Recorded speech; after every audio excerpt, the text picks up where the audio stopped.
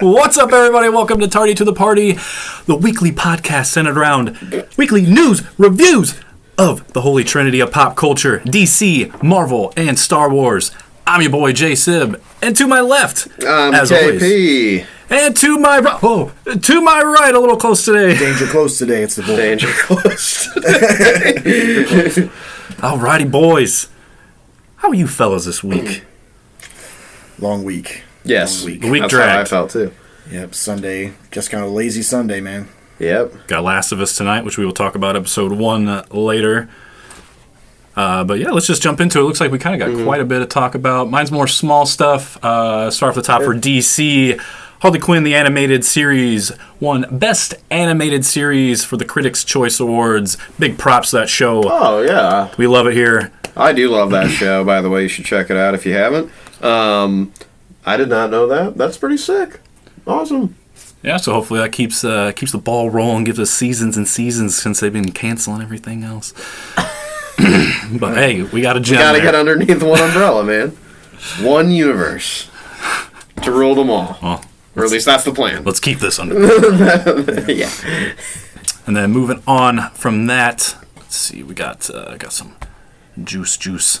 Actually, this is some sad news to start off with. Oh, yeah. Apparently, it appears Mark Hamill's time voicing the Joker is done.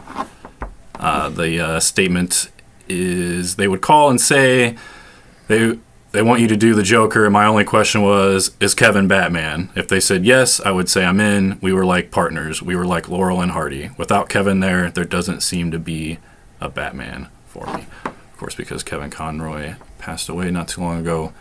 So, potentially an end of a legendary, iconic run by Mr. Hamill, who has been the voice of Joker for many of us for decades at this point. Say what? At least the 30 years? 90s, I think. Well, 90s was early 90s is when Batman animated series came out. So yeah, it's him and Conroy. Have been these two characters for a very long time with their voice acting. So I don't blame him. And yeah, I would think that probably would feel too weird for him, because I believe that.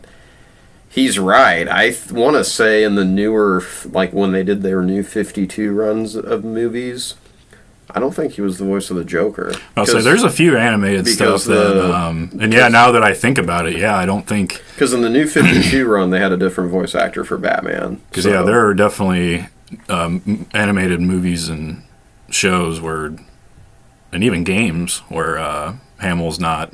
The voice, but now that I think about it, it's usually because Kevin Conroy wasn't voicing the Batman in those either. So, like they did the Arkham games together, so you know it's like they've basically it makes sense, and didn't even realize it until Mark said something, and I thought, oh, that's actually spot on. I can't remember a time where they've always been tied together.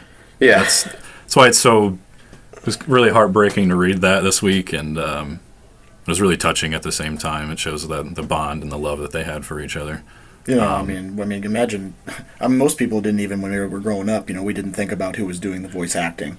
Right. Like when we grew up, we just enjoyed it for what it was. Dude, I was in my 20s. Just he's the Joker. Right. Yeah. I was in my 20s when I finally realized that Mark Hamill was the voice of the Joker. And then your mind just gets blown. Wait, Luke is the Joker? Yeah. So Exactly. That's exactly how it was. I was in college, and I was like, "Wow, dude!" Like Mark Hamill he encompassed your entire childhood. I mean, between being the Joker and being Luke Skywalker, he had his toe dipped in something at all times. He was your most iconic villain and one of your most iconic heroes. Not very many people can put that on their resume. That's true. So I'm interesting to see what he does next. Agreed. Yeah, the only other person that can do it is Troy Baker. No. Troy Baker. He says no. I think Troy Baker did a Joker for maybe it was one of the games. Oh, I think Troy Baker did it for I think it was the Arkham prequel. Because I don't think Mark Hamill did the prequel game. Because it was made by WB Montreal. It wasn't made by the same studio. Who's your worst Joker? Ian McKellen is the other. I played an iconic villain, then I played an iconic good guy. Yeah, that's true. That's what I was thinking. My least favorite Joker? I don't even know if I could name them because they just wouldn't be worth my time of knowing. There have definitely been some animated properties and even some games that whoever voices, I'm just like, God, yeah, this ain't it cheap. Honestly, you know what? A recent one, Barry Keoghan or whatever his name is from the Batman movie. Okay. What I did not like that interpretation of it. No. I got what they were going for, but it did not. I don't know if it was the way it was shot, the way he did it, or just the dialogue itself, but it did not vibe with me at all. That's kind of how I feel about Leto's, honestly. See, I like Leto's because Leto's is more. He reminds me more of like, because I read more of like. I'm probably gonna get hate for saying this, but the Scott Snyder runs, and he's like his Joker's more like just sadistic and psychotic and unhinged, and he's not really like some people like the gangster Joker. Some people like the Heath Ledger like pure anarchy, chaos, right? Joker. Like there are many different mental health. Yeah. I mean, that's the beautiful thing about Batman and Joker. Is they're very, very malleable. You can. I mean, look at. I mean, Batman. You got the Adam West series where it's campy and comedy, and then all of a sudden, the Dark Knight series completely changed it how everybody viewed Batman, and all of a sudden he was like a darker character, and that's when you start getting all these more darker iterations. That's when like Tim Burton got it. Even though that was still kind of campy, it was still kind of more darker and grittier than things pass, and then of course that evolved into and that kind of Batman Begins and the Dark Knight, and that movie kind of paved the way too for superhero movies to be a little darker. Was Burton's spin on making it really grounded and dark because of its time it was. But I mean, even like comic wise, like I mean, you still have more. He's typically more of a darker, serious character, but I mean, you still have runs like All Star Batman and stuff where it's a little bit more back into its roots of like a happier, colorful version of Batman. Not full blown comedic, but it's more joyous, lighthearted, and more of a true hero. Right, a little more of a light beacon in those. A little more fun, but end of an era there. Very sad, but always got so many of those movies and animateds and games to go back to enjoy the greatness that was. So maybe he'll come back, maybe not. Moving on from that, where do I want to go to next? Yeah, we'll go with Gunn, being a little troll. What else is new? Mr. Gunn. Obviously, he's while being the boss of DC Studios, he's got to promote his current Marvel properties, aka Guardians 3, coming out obviously very soon, and dropped a trailer not so long ago. But in an interview, which I think was with Empire, if I remember correctly, but I'm pulling this quote from the direct. The quote is, "This cast are like my family. I cannot tell you how close I am to Chris Pratt and Palm, Clementine, and Dave Bautista, Zoe Saldana, and Karen Gillan. But I also know I will work again with all those people individually again, probably at my other job." Yeah, and so I had a note. End quote. I had a note for this. I had a note to talk about this too. That I wrote down like he's stealing his actors from Guardians of the Galaxy, but yeah, I saw this too, and I was like, well, I mean, this dude's with both right now, so this is part of what I was going to talk about as well. And Chris Pratt, though, seems like he wants to go over there. I'll say this: Twitter has been blowing up with who they want him to be. I personally think Chris Pratt should go over there, and he can be Booster Gold. That's what everybody wants him to be. Right? Yeah, I didn't even see that. Like, honestly, well, you should have, because I posted it on our Twitter. Honest to God, I fucking work at my. I don't have time to. But time for shit. Anyways, no, I didn't even see all that. I just kind of saw where Chris Pratt I think he basically said how he'd be open to going over there to work with Gunn, because they do all get along very well. And when I read that, I thought immediately, I didn't even deep dive into threads or seeing what other people were saying, but I thought he would probably be perfect as Booster Gold for right now, as for who's out there and could fill that role. The only thing that makes me sad is Booster Gold needs his Blue Beetle, and the Blue Beetle we're getting is not his Blue Beetle. Cord is his Blue Beetle. I need them. They are best friends. Maybe Cord could still show up eventually, but yeah, maybe. Yeah. some people also threw out there him playing Guy Gardner, Green Lantern. Which I could see. I was going to say, I could see that. But. Yeah. But I would prefer Booster Gold. I feel like you're missing out. You know me, I've been planting the flag for a Booster Gold movie no matter who's playing them. I just want a Booster Gold movie. All right, I'll say this, bias too.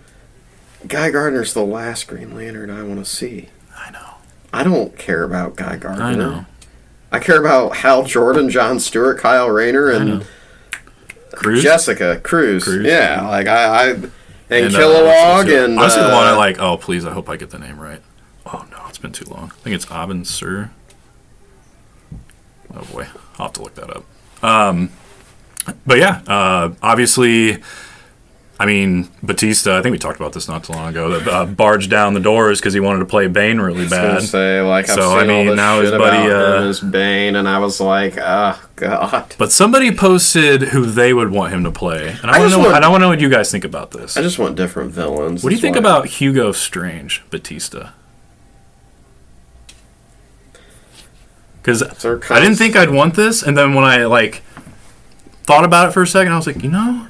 He kind of does. If you put some glasses on him. Yeah, if you put some glasses on him in a lab coat, yeah, I guess so. And the way, like, if you guys have seen the trailer for, I think it's like Knock at the Cabin or Knock at the Door or whatever, he's kind of like in a button-up and got these glasses on. I'm like, yeah, you know, I'd put him in like a science coat or, you know, and... I think he could do it. Oh, okay. 100%. I'll say this. The reason I kind of cringe at the Bane thing is because we've had Bane twice in live-action adapted Batman movies. I agree. So, can we just please do different villains? I'll honestly be 100%. Just different villains. Yeah. I'll be honest. I'm not the biggest, like... We have 4 different live-action versions of Joker. Jack Nicholson... Well, that... In the past 30 years. Obviously, there's more than that because if you go way back to the 50s. But in modern... times is what I'll say. Jack Nicholson, Heath Ledger, Connigan, and then Leto. Cesar Romero. So he's been used, and then Cesar Romero. Okay, so yeah, thank you. He's been used 5 times, and I get it. It's the Joker. You got to have one, but Bane has been used twice. The Riddler has been used twice. Penguin has been used twice. And in the TV shows. The mob, mafiosos have been used. Falcons. I mean, a couple times. Actually, there's a few mobs, but yeah, Falcons. Wonder what direction they go. Fucking run it back. It kind of feels like that. This was kind of sad too. The Matt Reeves one is like rumored for like a Mr. Freeze and Court of Owls thing, and again, it'd be the same. Again, Mr. Freeze, you're using him again. Yep. But if you use Court of Owls, though, well, at least that's something that's different and it's new and. See, I'm excited. I get it that we've gotten Mr. Freeze once already, but I also really hated how they adapted him in that movie. I would like Mr. Freeze. Oh, I would be down for a Matt Reeves take on Mr. Freeze because his reality is so grounded. Mm-hmm. Like, I want to know how he would tackle a character like Mr. Freeze. Like, how would he make that work? And I want a cool Mr. Freeze because, honestly, the Schwarzenegger one... Well, that movie's horrible. It was, ice cold. Chill. Chill. Yeah, the fucking gun. Oh, my God. Anyways. That's bad. What else you got up here, Jay? You want to know what his favorite activity to do is? Who? Schwarzenegger's Mr. Freeze. Netflix and chill. All right, so we're going to move on. It's facts, ladies and gentlemen. It's facts. Oh, man. All right, so moving on, because we had our Godfather Snyder stirred the pot not too long ago. His right-hand man, Mr. David Ayer, stirring the pot this week. Somebody replying to a thread about the Ayer cuts, and the dude said, "Never gonna happen." Ayer replied, "Why not?" Ayer flip.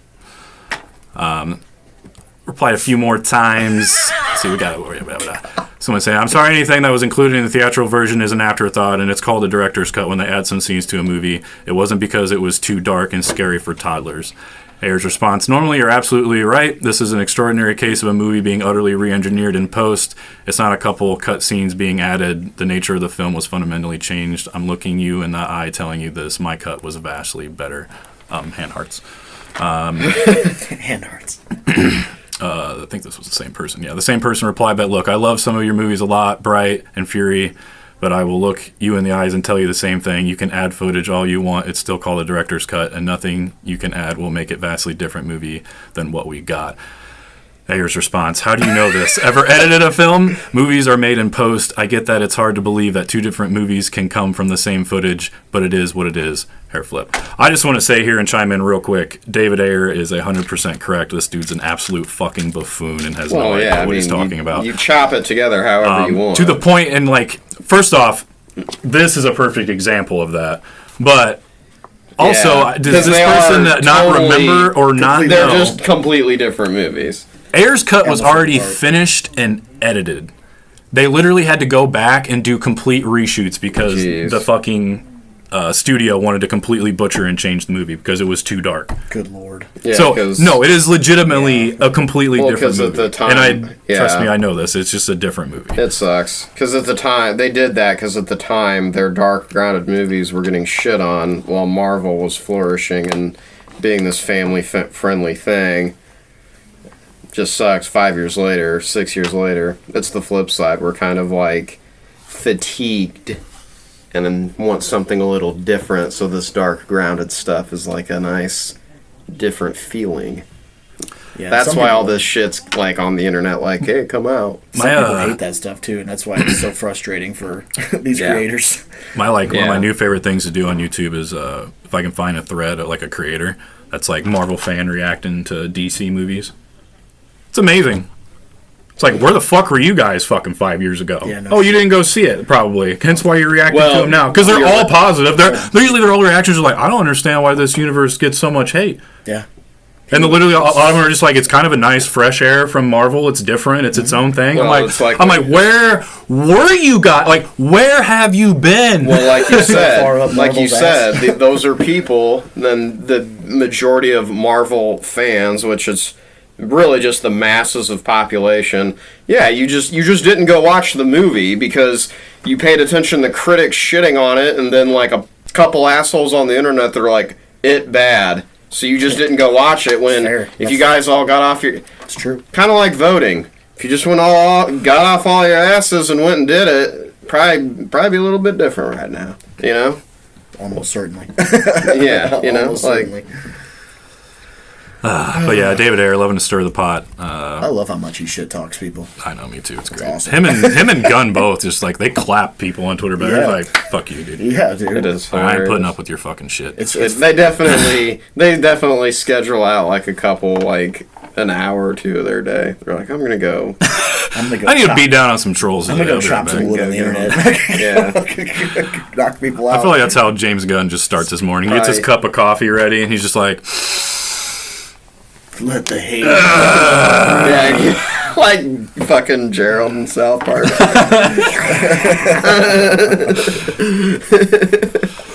Changes into a troll.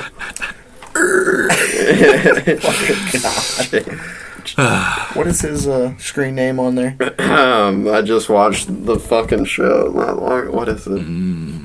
I can't remember. It's been too long since I've seen that episode. It's a great one though. I can't remember. Skank Hunt. Skank Hunt. That's it. Yeah, I was thinking about the other guys, the one that keeps going to his house and is obsessed with him. Oh, Dildo Schwaggins. Yes. Oh, yeah. That's a good one. Yeah, Dildo Schwaggins. That's amazing.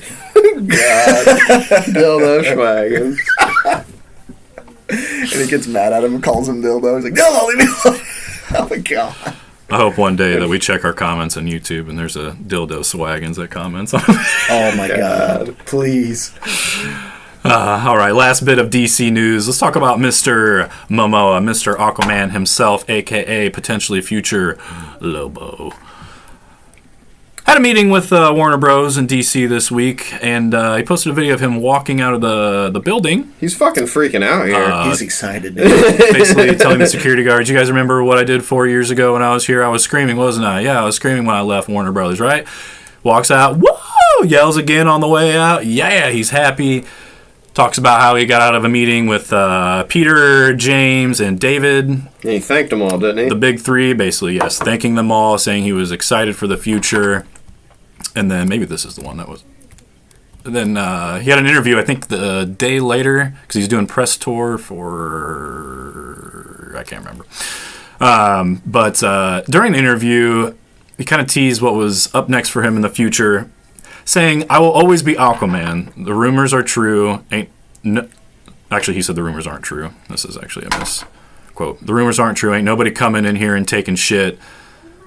Then there might be some other characters, too. I can play other things, too. And I think he even says, like, I can be charismatic and intimidating. He's used select words or whatever. Basically, he can play a different character. So he's... people are taking this as he is going to potentially play Aquaman and Lobo, which I don't think's impossible. I don't think it's impossible. No. But I also wonder what he means exactly by I'll always be Aquaman. Granted, I think he kind of... I think he kind of nails it down by saying the rumors aren't true. Ain't nobody coming in here and taking shit. He's almost like him saying, like, no, I'm still playing Aquaman. Yeah, he's being protective of his It position. can be that, or it can be that he's saying, hey, I'll always be Aquaman. Just like Christian Bale can say, like, hey, I'll always be Batman. That's the way I initially took it. That's how I kind of read it. And then him saying the rumors aren't true, no one coming in there and taking that shit. Maybe they're just not really caring about Aquaman. Or he's just... They've already came out and said that... I don't know if they can... But they've already this second one comes out and makes $1 billion again. Like, how are you going to just say that? Like, he sounds like he's being protective of his... You're just going to say no to $1 billion franchise? Like, a $2 billion franchise at that point? I guess not, but... Because Warner Bros. Needs that money. Yeah, I say that just because, like, because there was that big rumor going around where James Gunn was apparently basing his universe off of, like, the Justice League cartoon from the 2000s. Well, Aquaman's not a part of... Like, he's in the show, a couple episodes here and there, but he's not a part of the League. Right. In the sequel series, he's more a part of the League. Yeah. But in the first run of the original series, he's not really a part of the League. So maybe, like I said, so if he really is kind of basing all his universe off the way that went, then maybe we just won't see Aquaman for a while until they figure it out later. I just take it multiple ways. All I'm trying to throw out there, playing devil's advocate here on. Yeah, their utilization could be different. You know, obviously, if he's going to be playing another role, he's not going to be doubling down on everything he's doing and be fucking filming from multiple aspects of the same movie or whatever. But I like these being protective of his role. Let him be both. Eddie Murphy was an entire family in multiple movies, so you know, why not? We'll just let him be both characters. Look at Tyler Perry's career. Oh yeah. Fuck. I think it could work. Think about it. He looks like Momoa as Aquaman. Looks normal Momoa, just scaly. But scaly. You know, when he's playing Lobo, he's going to look like an insane clown posse guy. So I mean, he's got makeup and stuff. The thing about Jason Momoa's going to be a Juggalo. The thing about his Aquaman, and we are going to actually, ironically, love this Juggalo. The only one we love. That's true. Hatchet Man Momoa. Hell yeah. If there isn't at least a snippet of ICP songs in the movie he's in, that's a missed opportunity. That would be amazing, dude. Yeah, unless you guys got anything else to add to this story, that wraps up DC for this week. Okay. Well, again, with Marvel, you jumped right into one thing I wanted to bring up with James Gunn. But no, not really much news with them either. I got a couple things here. Another thing on James Gunn was he said that, and this, I just kind of jotted this down that I saw where I don't know if he tweeted it or if he was quoted in an interview, but he said how he could see where Adam Warlock would be an important character in the MCU down the road. I really hope so, guys, because like I said, I've bitched before. Where's this dude at? Yeah. He also said that he's basically in his infant stage, right? For as far as the one we're getting in the movie, he's going to be like an infant because he's freshly out of the cocoon or some shit. Which makes sense because I feel like if he wasn't an infant, he would just obliterate them. Right. That does make sense. But I do kind of take this as a hope that he'll be in the next 2 Avengers movies as a big player that will kind of help them win. Which would make sense, because I feel like he would almost be like a hero or a character of his caliber would be needed for that. I mean, for Christ's sake, we're bringing fucking 50 of the top, Hollywood actors in the world to play one movie to have like, max 5-minute screen time, if that. So, but they're still getting a payday of like, 10 mil. Hell yeah, dude. What's that hourly rate look like? Damn. Yeah, right. Like RDJ's is like crazy.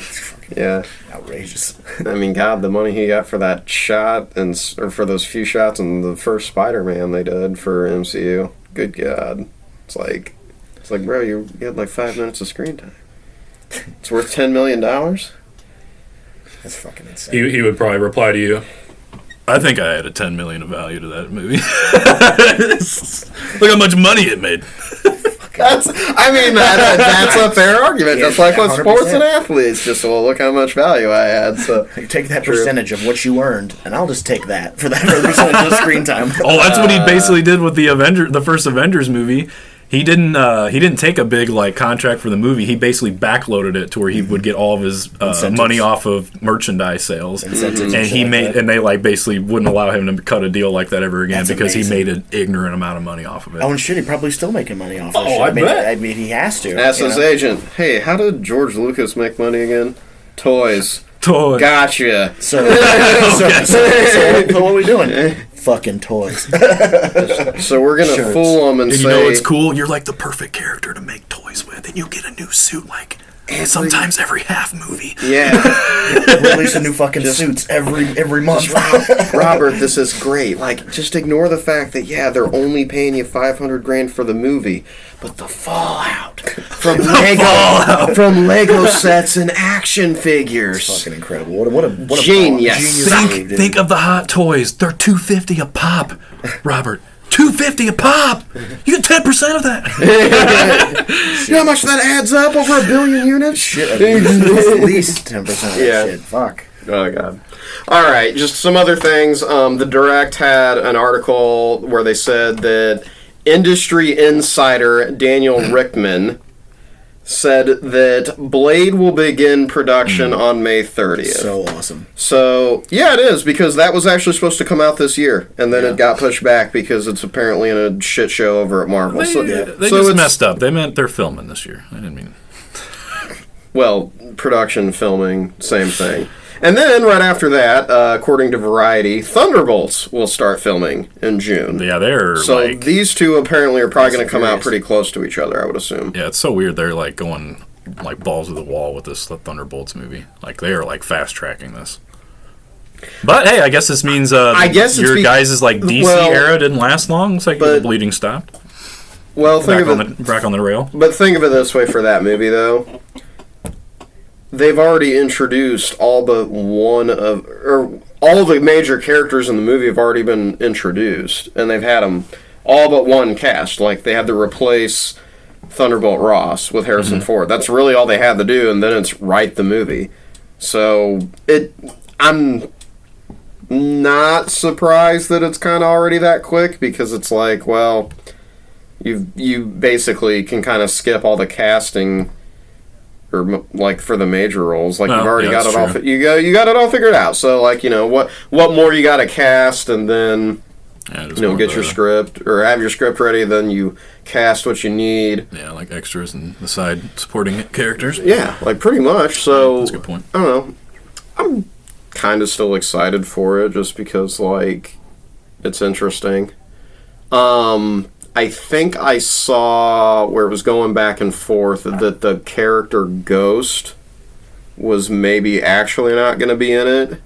And people were saying how, like, okay, if you don't have that character, the team is literally just a bunch of super soldiers.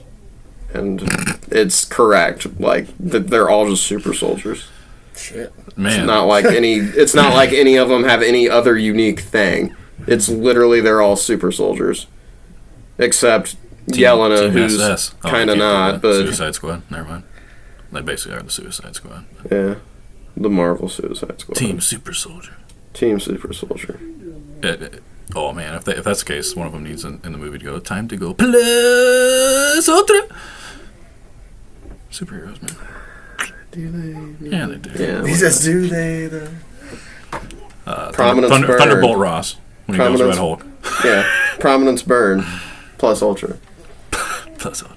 Didn't I see somewhere that Blade's supposed to be the bloodiest Marvel movie ever? Or something Probably like for that? the MCU, I would imagine. Yeah. I mean, I'm pretty sure if he bites somebody on the neck and it dribbles a little blood, it's already won. That's fucking fair. Shut the fuck. Hey man, God. hey man. The bloodiest movie. They had a fucking beheading. This guy fucking woke up and drank Haterade today. He was like, I'm ready to shit on him today. I went out and got some delicious breakfast. I'm feeling energized, all right? Gotcha. Got some good B's and G's. So you're just ready. Nice ready. little gray tea. Okay. Jeremy Renner, also on his Instagram, these 30-plus broken bones will mend. Jesus Holy crap, Christ. dude. Hopefully they do. Prayers still with you, buddy. Yeah, T's and You're our P's. Hawkeye. That's- Yeah. I don't want you to go. Hawkeye. I don't want you to go. For real, though. Hawkeye forever. Dude. Yeah, T's and P's, Man. fast recovery. That's outrageous. Seems on the up and up, which is great. Great Yeah. to see the recovery the whole way. Okay, now to move on to what's coming out soon. I'm trying to avoid stuff so it doesn't give me too many spoilers because more and more shit keeps getting leaked out.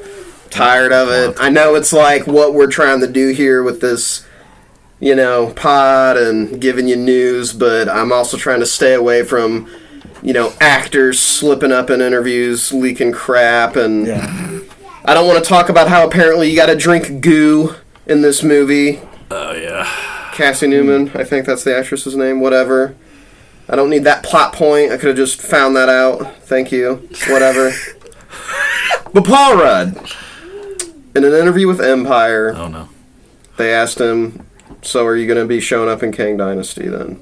And he just said, I don't have the keys to... He basically said that he doesn't have the keys to the room that those discussions are being held in. So, which again, that could just be misdirection by him. That or not my call.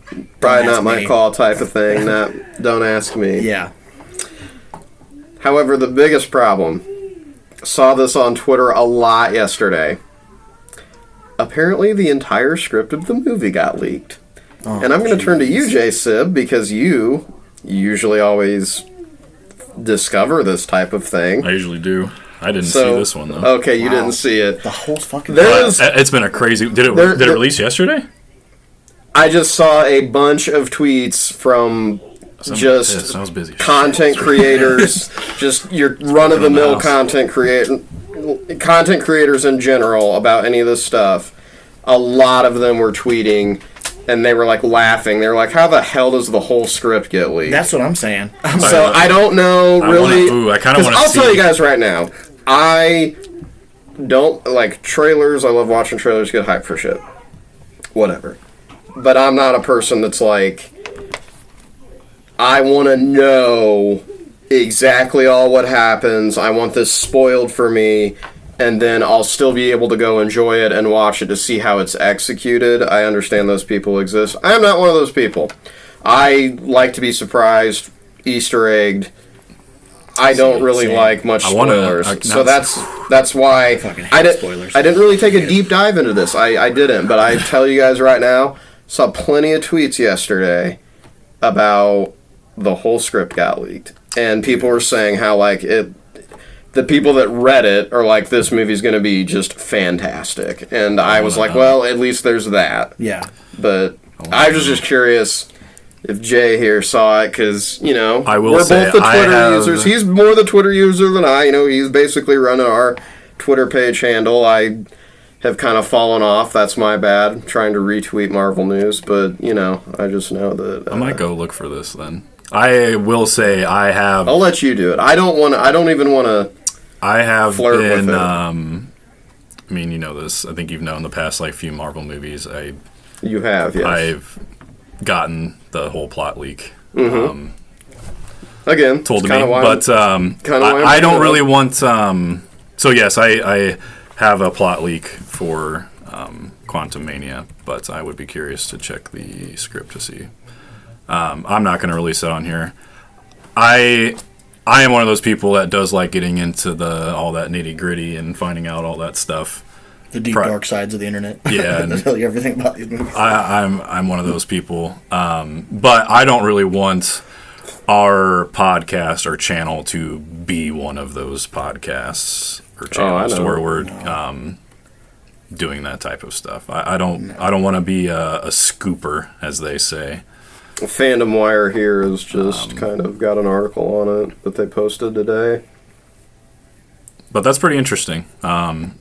I wonder how it lines up with what I was told. So, got a Fox in that house there at fucking Warner Brothers or something? How the hell does the whole script just get leaked? That's what I mean. Like, that's like why it's like if it really did, this is like, you know, it's like what are you doing over there? Who's got access to a full script? Yeah, that would. Well, more it's like what are you doing with like the people that do have that access?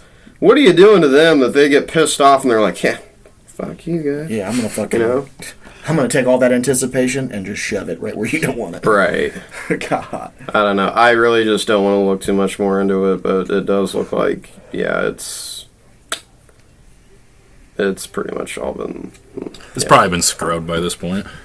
I would imagine. Plot and spoilers leak. Yeah, don't really want to get into all that. So that's very disappointing. And, yeah, so...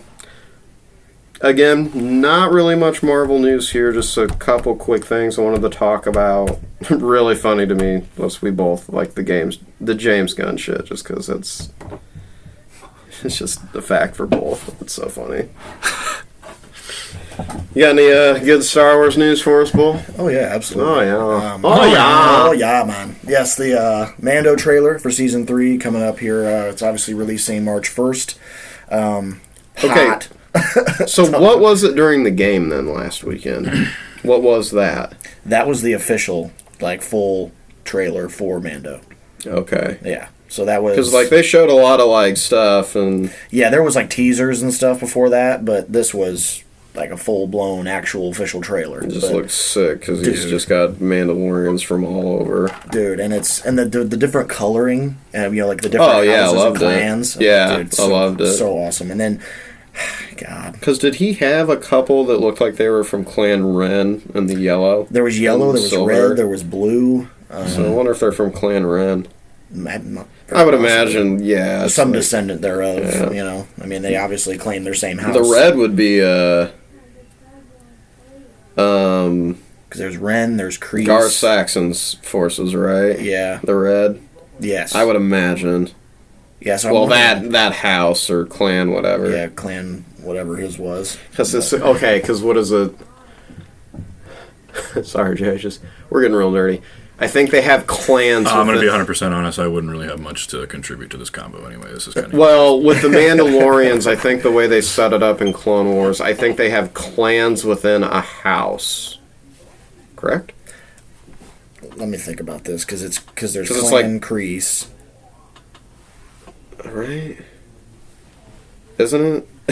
I can't remember. I don't know. I think they may be kind of like synonyms almost. And they might be like if you're House Kreese, Clan Kreese, they might be referring to the same thing.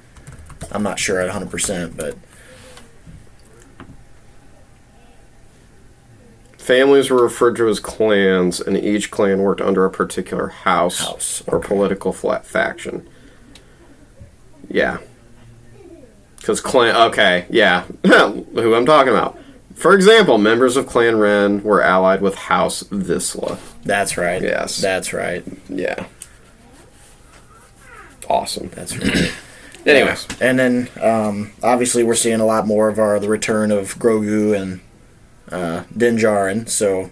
Looks like he force pushes a Wookiee. And it's fucking awesome, dude. It looks like it's a Wookiee. Yeah, looks like a feral like a feral Wookiee, and he just blasts that dude. Dude just comes out, just one hand back. Yeah. Not even... I'm like... Dude, as soon as he came out, I was like, let's fucking go! It was like Grogu's starting to use his... I want to hear him talk, dude. I want to hear him talk, because... You think they're ever gonna make him talk? I think we'll see it. I don't know if it'll be a flash, like some sort of flash forward or something, because there's another Clone Wars flashback because they showed it. They showed the Jedi again, and I was like, okay. 3 nameless Jedi with their blue and green lightsabers, and obviously it must be the clones, cutting through the last. I wonder if it's going to be more flashbacks to give you a clue of how he escaped. Yeah, which I think the big rumor is it was the librarian, like the keeper of the the Jedi text. I think she supposedly, because she gets out and eventually Vader kills her, but I think that is technically canon still. I think it's in the comics, the Marvel comics. I think you're right. Marvel Star Wars on the Vader series. I'm pretty sure that she is. I don't think because she gets away. I think she takes Grogu with her and then stashes him somewhere with some people. But that's the rumor anyway. But that makes sense. Yeah, would make sense. And then of course the thing that I knew that we were going to talk about, Babu Freak. He makes that noise in the trailer. I was like, yep. God. So immediately after this, I text the group, text the group. Is this going to be their attempt at making the sequel trilogy relevant, or trying to force feed us into accepting it as part of? My point to that though is they've already been kind of doing that with the whole cloning.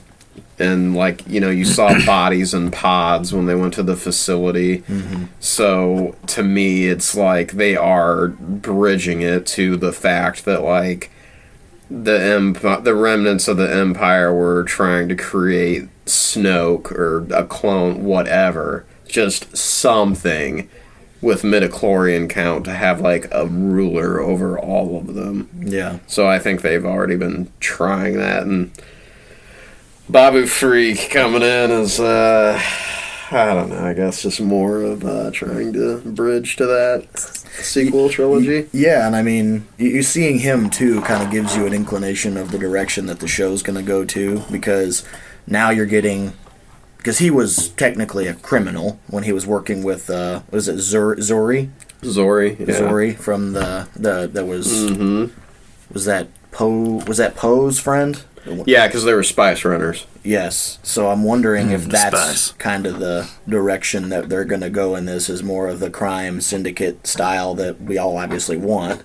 We didn't get it after the solo movie. And it's being introduced with Book of Boba Fett, so you are kind of getting into both of those worlds. Mm-hmm. So I think that's going to be kind of still... I wonder... So I like how the plot point, too, during the trailer was Mando wants to go to Mandalore, because it's if he goes there, he can redeem himself to be accepted as a Mandalorian by doing... I think they didn't really say by doing what, but that's the whole point. He has to cleanse himself in the waters. Oh, that's right. To be forgiven for his transgressions or whatever. And I assume that Bo-Katan just doesn't want him to go because he has the Darksaber, and once all the Mandalorians see that, they're going to be like, oh, dude, you're our king. Yeah, because they're starting to follow him already. Any of them that see him, he has so that. I imagine, except for Vizsla.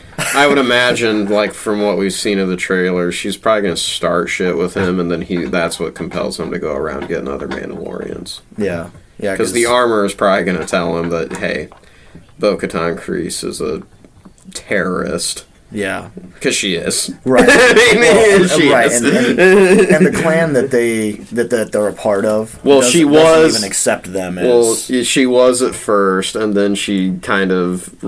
She had some redeeming arcs in Clone Wars and in Rebels, but at the end of the day, she still just serves herself, and I imagine the armor is going to be yeah, she's a radical terrorist that, was a part of a group that tried to overthrow Mandalore's government, 30 years ago, dude. I wouldn't trust her too much. Yeah.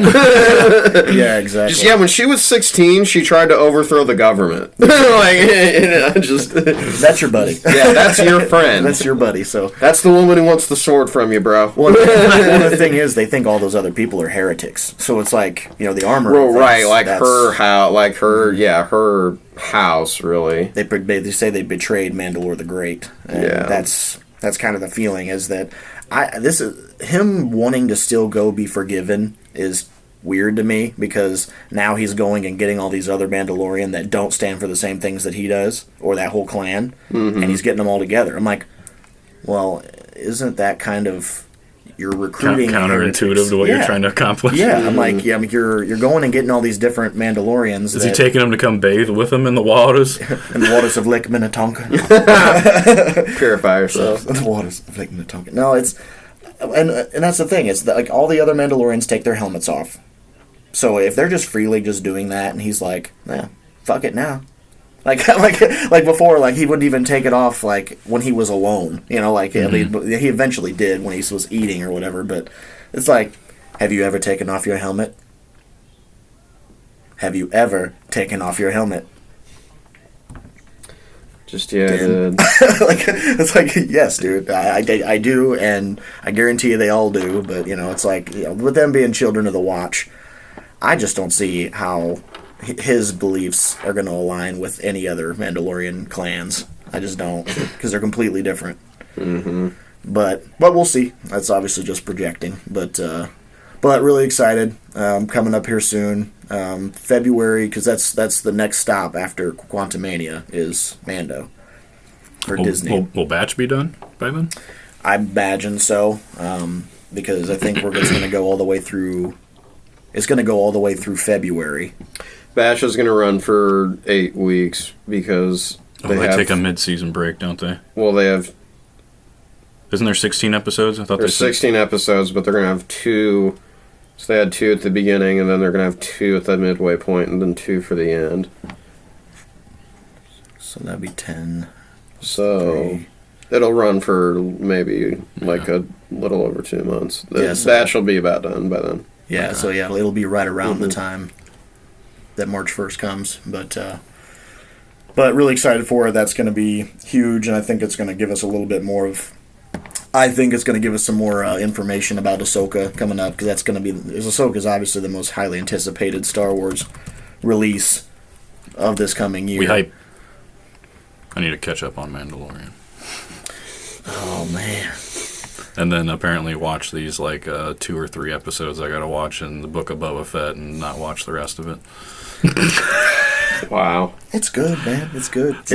It's just not what people expected. I heard that Boba Fett is just a little bitch in that show.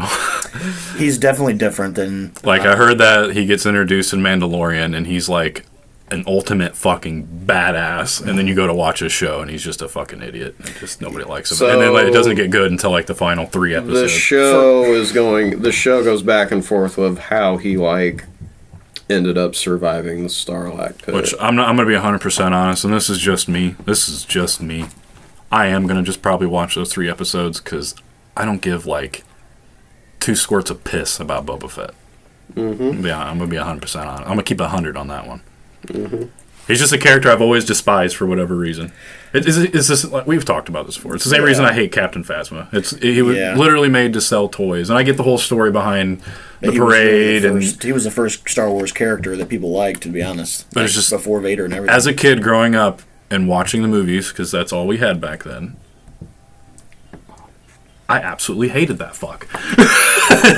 Yeah, I mean, he was always just kind of the looming, menacing character that's in the back, and you don't want him to show up because bad things happen, So it's for me, I mean, we never got enough time with Boba Fett to really build who is this character outside of no disintegrations, as you wish. That's and then him, he doesn't even have a line in the throne room. He just looks over and nods at Leia. Actually, you just brought up something I wanted to ask you. Disintegrations. Yeah. The fuck is that? But I've heard it happens in Mandalorian. Does that literally mean he just vaporizes motherfuckers? Yeah. Does that happen anywhere else in the movies? No, not in the movies. So just in animation, maybe animations that I've missed or games. No, they don't use the pulse rifles too much. You don't really see them too often. So is Mando one of the very few things this disintegration thing shows up? Because I'm not gonna lie, this might sell me on the show if I get to see some people get vaporized. Right? He does it a couple times. Yeah, he does. He's picking people off when they're trying to steal Grogu from him. He's blasting them off. It's pretty sick. I mean, first time it ever happened, I was like, "Oh shit!" Watching it, I was like, "What?" I rewound it. I was like, this is in Star Wars? Yeah, I was dude. like, click. Oh man, he gone. He gone. Yeah, and it's like a sniper rifle too, but it's like it's like a cannon. It's like like you said, it's a charge rifle that he charges it up and it like it makes like a little noise and then he just fires it and it's awesome. They fucking blow up too. It's fucking. Maybe I'll start on Mando tonight. Dude, Mandalorian's the shit, dude. Before Last of Us. If you are I can't wait. I turned it on today, looking forward. Hoping I wasn't sure what time it released, but I was like, "Fuck it, I watch this now." So I think HBO usually releases their shows on Sunday around like 8 or 9. Well, at least with like their big ticket ones, I think it's around 8 or 9. Yeah, they do. It'll be all around then. Star Wars wise, though, Lars Mikkelson, who voiced Thrawn in the Rebel series, he did kind of come out and debunk the what was previously thought to be confirmed casting of Lars Mikkelson to play Thrawn in the live-action series for Ahsoka. But he did come out and say, he's aware of the role, but he hasn't been offered it. So pretty much everything that was so confirmed and rock solid before, we have no idea who Thrawn's going to be, unless this is just one of their typical ruses to throw us off their tracks and think that they're not letting anything out, which is horseshit. And this is the life of the rumor mills. Mm-hmm.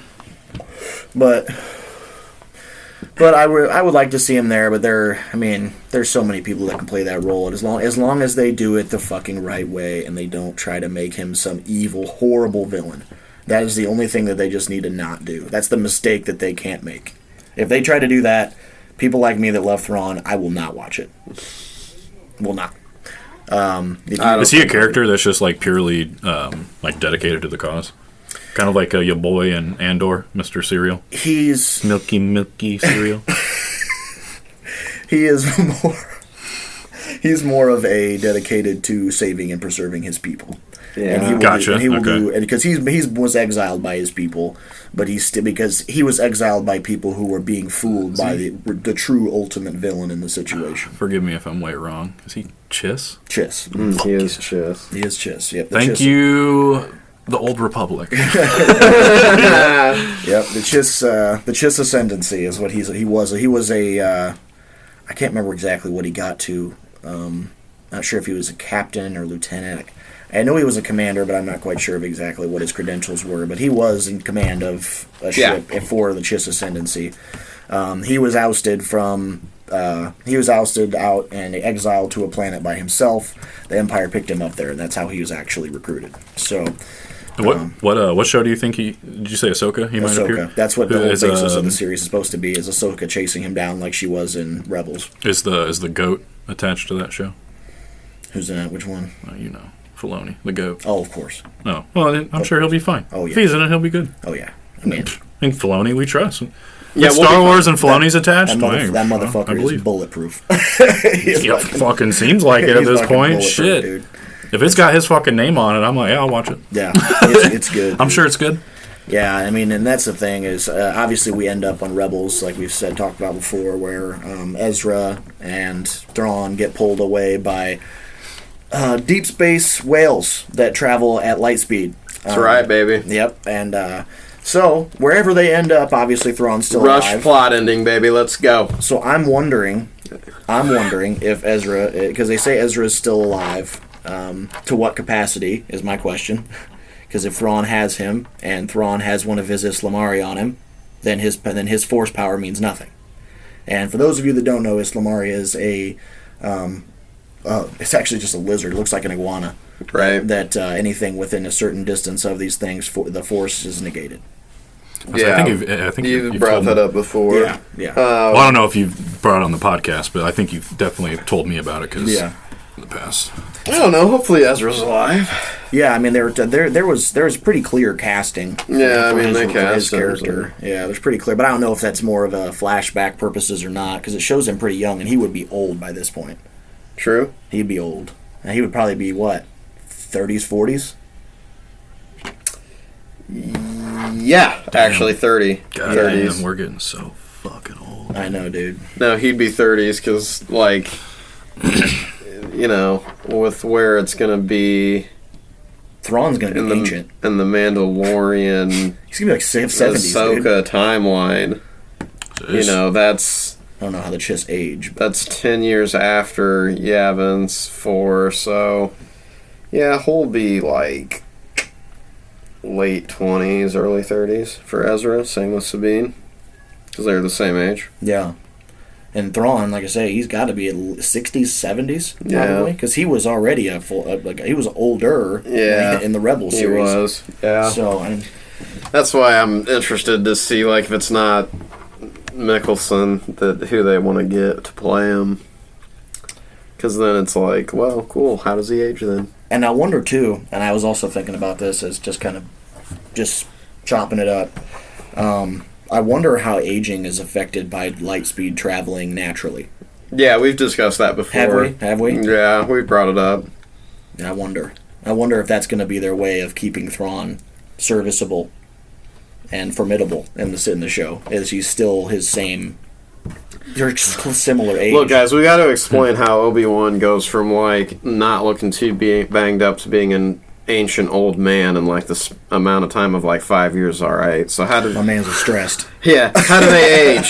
How do they age? My man's stressed. My man is stressed. Watching after Luke and all his dumb antics, I'd be stressed, too. always getting himself into shit. Running off, getting me cut in half. Come on, man.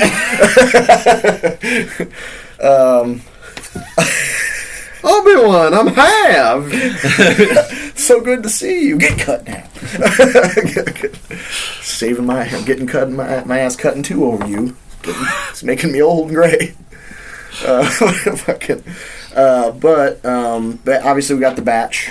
We got the batch. Oh no.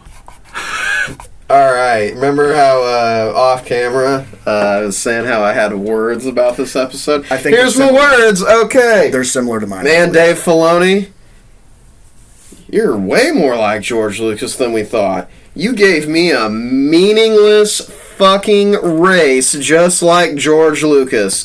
Guess what part of Phantom Menace I hate the most, bro? This episode sucked. Now this, I don't care. Pod racing. This episode was boring. It served one thing of overall plot development at all. I legitimately was watching this episode and I was like, this is an episode that reminds me that this is an animated show still geared towards children. Because this episode was just... I'm just more mad, guys, because... these episodes are all done, and you only have 16 episodes, and it's the same thing as, like, the Obi-Wan series. Why do you even have a filler episode? Because that's what this is. Okay. So I'm not as bad on this one as you are, but I have my reservations. Very upset. But the thing is for me with this one, this episode serves one purpose, and that is to explain that Tech has reflexes that only a Jedi should have. Well. Kind of, but really, this is a standalone. It's the only standalone episode that we've had in this entire series. The rest of them are all flow, part of the main plot line. This is a standalone episode that, by itself, if you showed this to somebody, it would show how entertaining and well done the show is. But it doesn't serve any purpose with the main plot line, okay, as far as I'm concerned. That's fair. I think this season, as a whole, since we've started here, has gotten away from Rex. Omega a little bit, Hunter, and I think it's been mainly focusing on characters like Echo and Tech to kind of flesh them out a little bit more.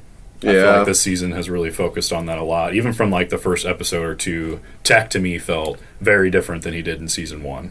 In the way his intelligence and savviness and smarts are used in this season are... because that was the thing about season 1. It was almost like him and Echo were kind of just the same fucking character. We talked about that too. And this season, more of them, this season, it doesn't feel that way. No. Tech feels like he's got a different type of intelligence to him and tech savviness to him than Echo does.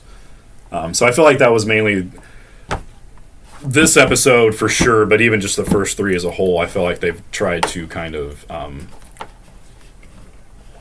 wedge not apart, but Wedge, Echo, and Tech to show that they're different personalities and how they aren't so similar like they were in season 1. And that was my big complaint with last season, was that we have this entire Bad Batch, and it's like you say, Hunter and Omega, Rekka and Rekka every once in a while, not even consistently, So and you weren't getting and Jordan's point is correct. You kind of sat there, and when you thought about it, you're like, so what's the difference between Tech and Echo? Because they both kind of just do the same thing. One talks to computers and one fixes them. Yeah, it's like one. Right. It's like one. Like so it is like different, the knowledge, but and the other one actually it's has like the tool. it's like it's it's like it is different, but not really. Yeah. Exactly. Yeah. So I'll say that okay, that's a good point that Jay makes, is that it's kind of helping get a little bit of a distinguishing features between the two. I just hate the episode because, like I said, it's just like, I don't know. It's to me, they could. It just wasn't for me. They could have got about it differently. And looking at the review score here on IMDb, I'm not the only one in this boat. What'd they give it? 6.6 out of 10. 6.6. I would have given it probably a 5.5. I would have, yes. So I would have given it a 6.5. The only thing about the episode... It is a filler episode. I get that wholeheartedly, but to me, filler episodes... when you're over, 13, 14 episodes long, and this is 16, a filler episode here and there, when it's a half-hour long show, I don't mind as much. Mm. It's just when you've got...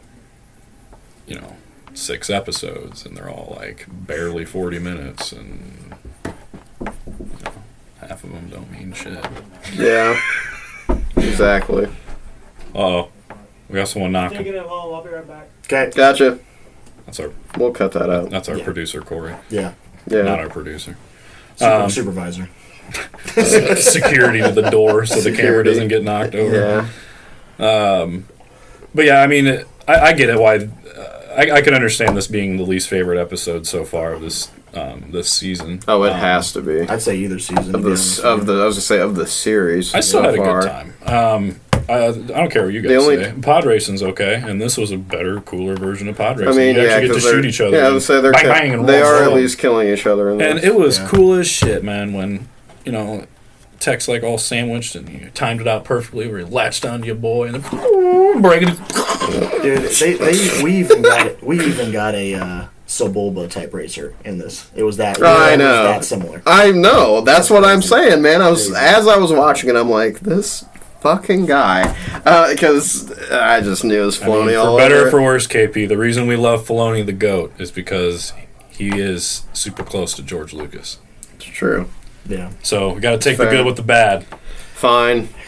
I'll give the episode this. I won't completely shit on it because they were clearly setting up the feeling that Sid is going to screw over the batch. Yeah, that was actually the real interesting thing. So I won't fully shit on the episode because there was development for that, so I got it.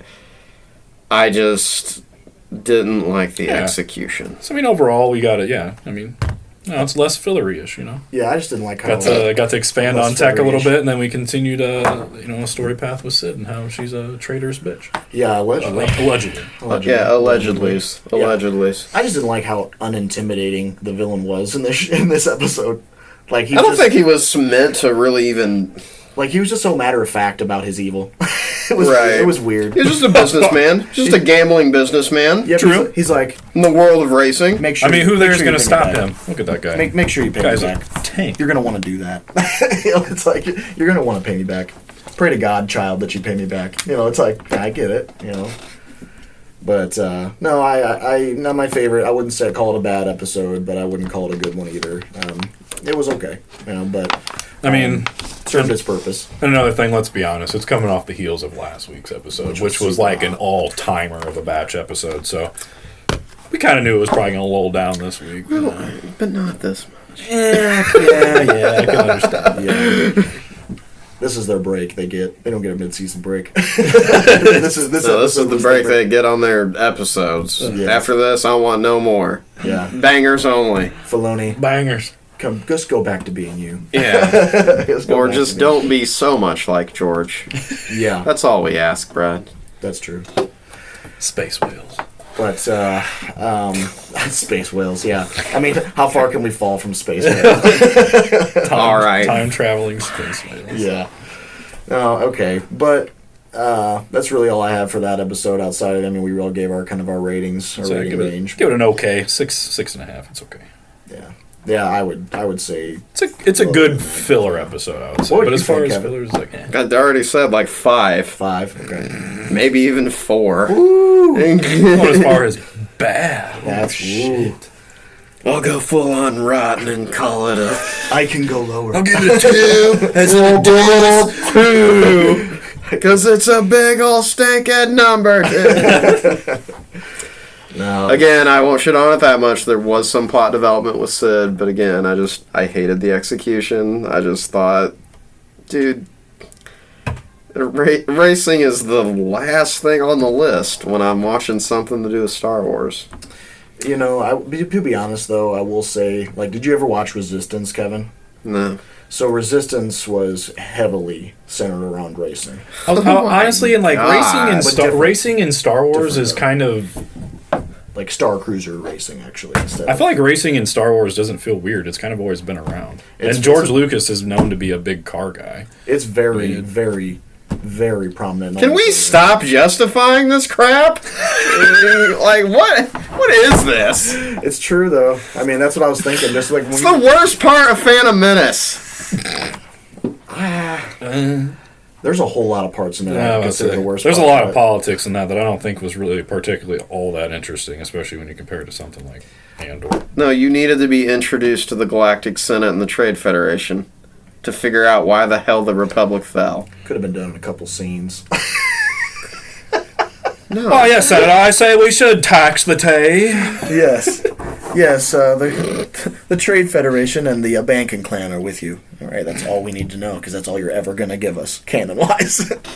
That's all you're ever going to give us, canon-wise. We're not expanding upon that at all, so I'm like, Who helped us? The Trade Federation. Who are they? It's the Trade Federation. But what do they do? But they trade. And they're a federation. Come on, man. That's like It's in the title. Get on board, damn it. It's in the name. But no, that's pretty much all I have for Star Wars. I think that's about it. Yeah. Last of Us is the last thing we have to talk about. But one thing I did want to insert before we get into that. Did anybody else catch the slap fights on Wednesday? What? This fucking outrageous shit that the UFC is putting forth with Dana White. Okay, Jeez. I've seen clips from this, yes. Bro, it is crazy. And it's actually high-key entertaining. It is. They smacked the shit out of each other, dude. I can't remember. I think I saw a woman get smacked where she like tumbled forward and somersaulted almost on her head. We watched that last night. They were showing us. That was the first slap too. Then they flip a coin. They flip a coin to see who smacks first. Then you have to tell the ref right or left hand and how many count, what you're going to count to smack them. So like you're like right hand 3. So, and they like line up. They give you 30 seconds to prepare your slap. And you line up with their face. You chalk your hand. So I'm a little bit of a slap fighting connoisseur. Are there any penalties here, like for hitting the ear? Yeah. Yes. Oh yeah. And if you hit them with the palm before the hand, it's called clubbing. And yes. They take away DQ you? Oh, they just. So they don't do the whole opponent gets 2 slaps next round thing? I don't that think shit's so. Brutal. You get too many penalties in some of them. You get penalized by your opponent getting an extra Honestly, slap. See, none of them got that far. In the last 24 hours. From what I saw, it didn't look like it either. In the last 24 hours of hearing him talk about this, all I can think is the goddamn short from the end of the How I Met Your Mother episode. You just got slapped across the face. The thing I like about it the most is that they don't have any excuses because they can't. There's no like, oh well, he misjudged that judge didn't look at this fight the same way that I did. This guy clearly won. No, you just got the shit smacked out of you and you fell down and you couldn't get back up. That's it. You win or you lose. There's no more.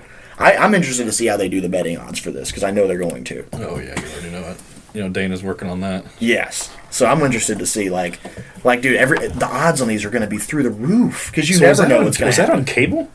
Yeah, dude. Did you say Fox? I'm pretty sure. I think it was. It was a big time one. It was, and they're doing it in the style of like Ultimate Fighter.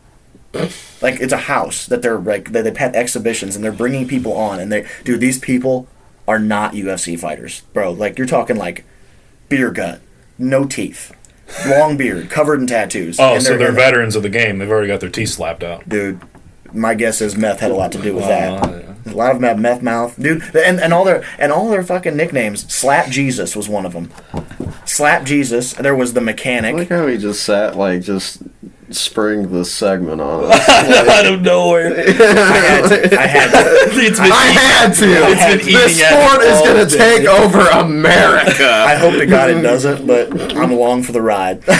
I'm along for this Watch ride. out, NFL. Dana White has slap fighting on Wednesday night prime time. I think they call it Ultimate Slap or something like that. Fucking course they do. Yeah, aren't they wearing like blue shirts and just a slap on it? Yeah. Why don't you check The that out? I've seen hand. a couple videos. Oh, dude. Bro. Sorry. It's so good. I guess my random last thought before we get into Last of Us is Netflix released a trailer for their movies coming out this year, and we finally got little tidbits of Zack Snyder's Rebel Moon in there. So all you Snyder fans, Snyder heads that love the GOAT Snyder, put your money where your mouth is and go support. That's awesome. I did see a hypothetical release of like Netflix, and it showed all of the Snyder movies that he was involved with, and then they had they obviously fan arted like sequels to the Justice League and shit like that. I mean, they're like, Netflix, please. I was like, yeah, no, but won't happen. Right, unfortunately, that would be. We already got a miracle in the Snyder cut. That would be. I think it would be a miracle, like we talked about last week, if we got an animated version of it. But either way, if it happens, happens. If it doesn't, we already won.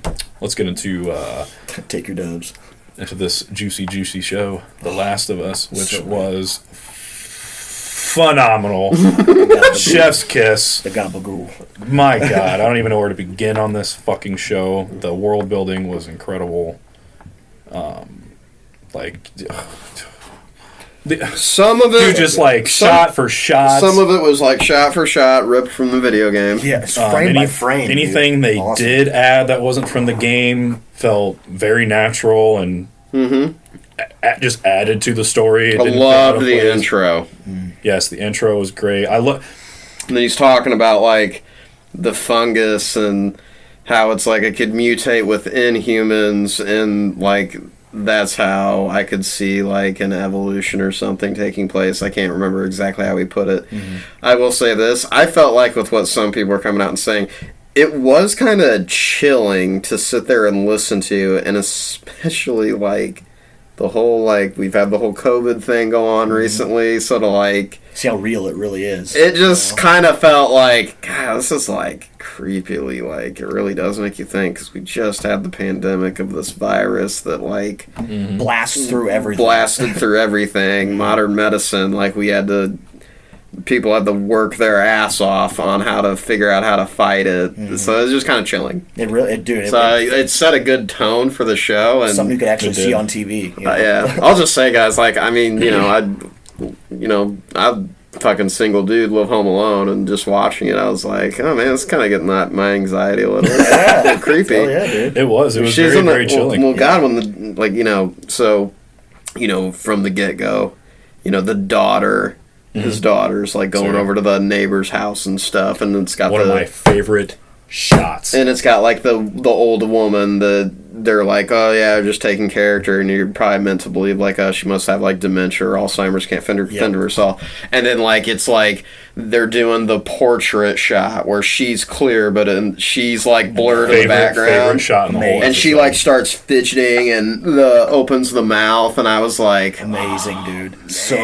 Best shot of the whole episode, dude. That's that head snap to look at her. I was like, and then the very next shot, I think when she walks past, the dog is just staring at the old lady because he can just smell the new organism that's inside of her. Yeah, you are my hero. Oh God, so good, so fucking good. I like the change of when they're in the car getaway scene, and instead of like a truck or whatever exploding, it's the plane coming down and crashing behind. I was like, that's fucking crazy. And then like there's like the debris like comes flying at him, and the camera just goes black. I was like, oh.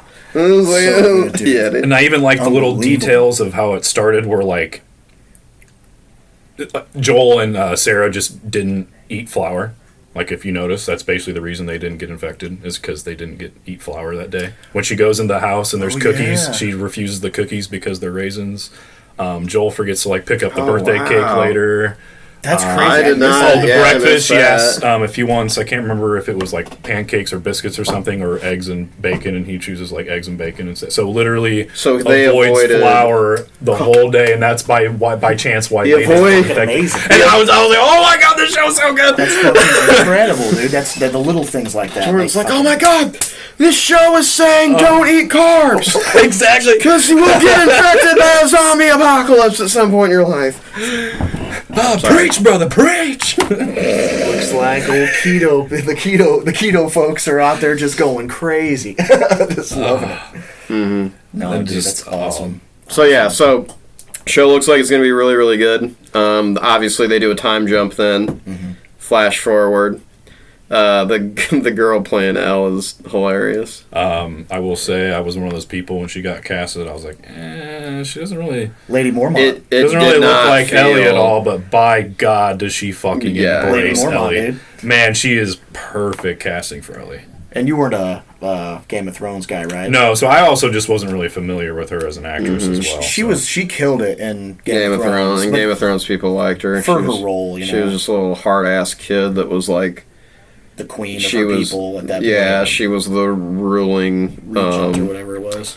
She was like the ruling lord of this section of the North. But I do understand. So I did not have that feeling when they cast her. I was like pretty hype. I was like, oh, she'll probably do a good job. But she has so far anyway. It makes sense. I've been watching interviews with Troy Baker and Ashley Johnson, who voiced Joel and Ellie in the game. Mm-hmm. Ashley Johnson's also in Critical Role, the D&D podcast with Matt Mercer and all them. Nice. But they both said that, when they first saw them on camera the first time, they're like, holy shit, that's Joel and Ellie. And they said it was just such a weird mix of feelings because they were characters that they had played for so long and they had given birth to, but like they had seen those characters come to life before their very eyes. And they were like, it was just such a weird emotional feeling, but it was so cool. And I was like, yeah, that's really cool. And like, even it like looks... that like Ashley Johnson, like her character is somebody who has to give birth under like strenuous circumstances, which everyone's thinking she's going to end up being Ellie's mom. So it's kind of poetic that she gave birth to Ellie as a character in the video game, but then is like literally giving birth to Ellie the character in the live action show. I thought that was like really cool. Dude, that's so well done. And so like her and Troy also are getting like Troy has some role I think eventually in the show. That's legit. So both of them are actually in the show, and then the chick. What's her name? Starts with an M. She's with the Fireflies. Gets with Ellie. I can't think of her name. I know what you're talking about. But she is actually the voice actor or actress of that character from the video. She's playing the same exact character, and she said it was really cool because she was so young. Awesome. Young when she first did it for the video game. She's actually grown into the role now. That's cool. So like, that's awesome. It's really cool. Like the love and attention. I don't know. They've given to the characters. It helps us trust that this will actually be as big of a show as they're saying. And I think it's really they're calling that this might be a Game of Thrones beater. Dude, that was the second biggest release. In 13 years, it is the second highest viewed show on HBO for its premiere and shit. That's fucking 9. I think it was 9.7 million. And dude, deservingly so. Every bit of this was fucking good. And I didn't play the game. And the thing is. It's the viewership's only going to grow because that's just week one. That's I didn't really ever play the game, so I'm also like you. This is going to be like a nice. Oh, this is fresh for me. This is fresh. This is fresh for us. I don't. This is going to be great for me then because I've played the game, and I know everything. And I have a PS5 to go play the games, but they're full price to get them again. So it's kind of cool to be able to experience this with you guys who haven't played it. Exactly. Found out today that like I could go back and play them. I'm not going to. Jamie's daughter has a PS5. Okay. So I'm like, let me borrow that for a couple of days, weeks. It's like right there? Yes, right there. And I had no idea. Had no idea she got a PS5? Zero. That's hilarious. I think she got it before she moved in over here. So like I never saw it. Never saw her buy it and box it or whatever. I never hear her playing it. I just knew that she was playing Fortnite, but I had no idea on what. I didn't even ask. So I'm like, fuck dude, it's right around the fucking corner. I'm going to buy this fucking game. I'm going to play the shit out of it now. Mm-hmm. But also at the same time, I don't want to play the game the same time I'm watching, so that comes later. because I want this to be fresh and new and me not to know anything about what happens. I'd say if you wanted to, you could watch this one fresh, and then after it's over, you could play part 1 and part 2 of the game, and then when season 2... Granted, I wonder how they're going to do this, actually. I wonder if they're going to try to do, like, a season per game, or if they're going to do, like, maybe 2 seasons per game. Well, I thought this series, they said... Because if they're following the game, season 2 is going to be real interesting. I'll just tell you that right now. Well, they said that this series was going to be heavily based off of the second game. Wait, what did they say? They said that this series was going to be heavily, mostly based off of the second game. Well, then maybe the first half of the series is just the first game then, because like the way they start everything, that's all out of the first game. Yeah. Or I wonder if they blow through the first game, like content-wise, in the series, and then they focus heavily on the second part. I don't know. Does the second... Because I know they said they were part bringing 2 of DLC the games... Does part 2 of the games, does that... Is part 2, is it post the first game, or is it a lot of it is like stuff before? Because I remember in trailers for the second game, weren't they showing you a lot of L's like background, or no? Well, yeah, I mean, I think there are parts where it cuts back to the past, but it does like take place after the first one. Okay. It definitively takes place after the first one, but okay. I'm sure there is probably flashbacks I'm probably not remembering because it would make sense for that. But I also know the show's going to incorporate, there's DLC that was added to the game as well. Cool. It's like the backstory, you'll probably see. It's like, I think they actually already hinted at it. It'll be like Ellie and her like friend when she was younger. There's a DLC surrounded around that, so she'll get introduced here soon. Got you. Yeah, the show is, I mean, Pedro Pascal, what a fucking month he's having, man. Unbelievable, dude.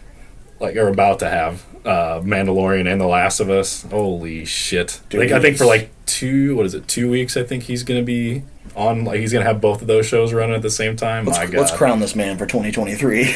I mean, he's going to be, these 2 shows are going to be the 2 most watched shows on TV. Save the children, Pedro. Save them. Yeah, you can save them all. You're saying watch on TV when everyone's going to stream it. Well, right. I guess that's just that's the age we live in now. The TV is streaming. Dude, it is, man. I think about that. Getting more every time I'm too. watching a game. I'm like, oh my god. Speaking of expensive, I fucking saw how much the remaster for Last of Us costs. Good lord. That's what I was trying to say. Was like, I would go play them, but yeah, they're still full priced games. I'm not doing that. I don't care that they're remastered. $80 fucking dollars, man. I'm like, yep. I got bills to pay, man. Okay. It's a lot. Well. So we're now like about 3 to 4 hours away from episode 2 now of The Last of Us. Infected. Max hype. Infected. So obviously, yeah. we're gonna finally see. Well, in the very last shot, if you looked over to the left, there was a clicker up on the roof of a building. There was. Like, you'd have to zoom in to actually get a nice look at it, though. Only thing that I was a little bit kind of weirded out about was when they showed that one of the things coming out of that hole in the ground.